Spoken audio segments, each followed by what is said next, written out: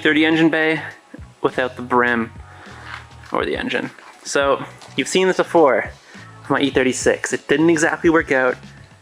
Bit or a lot of a learning experience, and I apologize, but if this video is live on YouTube right now, this did work out. So I removed the M20 to bring this car to Delta Park Auto to have the engine bay painted. They're gonna do a little bit of bodywork while it's there. There's some rust in the battery tray as per usual, and then this intake mount needs to come out. So they're gonna be doing that, as well as replacing the firewall insulation with a much better heat-rated product. And I believe the harness, the body harness, is actually gonna get repaired as well. It's fine, but it's just disgusting, and I think pretty much every single clip broke as I was taking things off. Disintegrated into my hands, so my friend Alan's gonna be there working on that. Ultimately, we're just getting the engine bay ready for the S52, and in terms of like car goals, having an engine bay painted prior to an engine installation is like this huge thing I've had in my head for the longest time, and I am very excited to get it done by people that I really trust. Essentially, I'd say E30 kings of North America, or for sure Canada. But now, I just need to remove the brake booster so I can get the ABS lines out of the car. Fuse box is staying in just because it's a huge hassle to remove. And then I need to get some high quality photos of some of these Japanese stickers that are on the car, and then some of the other ones as well, so I can either buy them if they make them, or get them made so I can replace them all, because I want it all to be OEM. That was very important to me. So yeah, a couple little things to do, and then we'll get this car on a trailer and get it to Delta Park.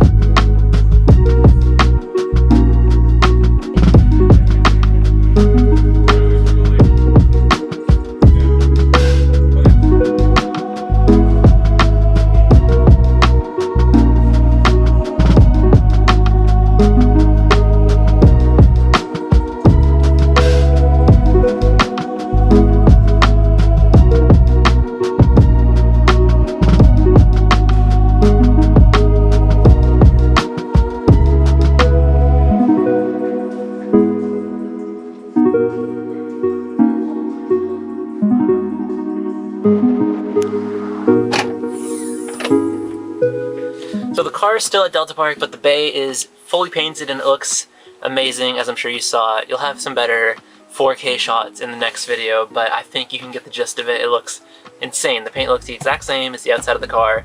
None of that cosmoline covered satin matte finish that we all have in our engine bays. It's just perfect, and I cannot wait to get a good looking engine back in it.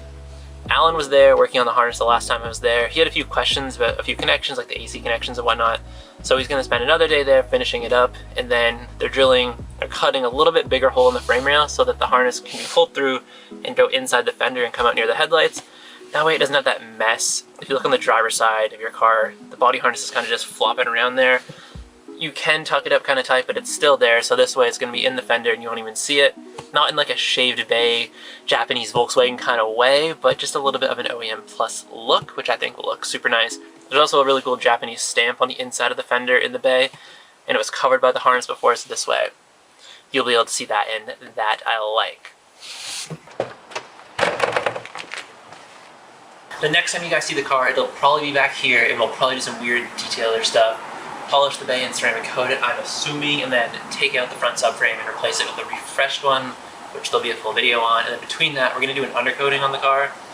It'll be pretty much naked from the front end to the rear subframe, so we'll do that half, and then when the subframe comes out, we'll do the back half, and it'll be completely uniform. I'm going to use a 3M product that pretty much matches the OEM texture and undercoating, so it should look pretty good. It's not a painted undercarriage, but this is Canada, and that just wouldn't last, so I'm excited to do that. Then we have to figure out if the engine's going to go in with the subframe up, or if we're going to drop it in. That's for sure a question for someone way smarter than me, probably Alan or literally anyone else, but we'll figure it out. As it stands, the bay looks amazing. Delta Park killed it. They have a website, www.deltaparkauto.com. Tons of BMW stuff for our cars on there, as well as their own individual products, and we'll probably even see some collab products in the near future. But they're in Canada, so if you're in Canada and you need shipping without duties and brokerage fees, it's kind of perfect for us, so check that out. Until then, I don't think the next video is on the E30, but it will be coming up soon, so thank you guys for watching, and goodbye.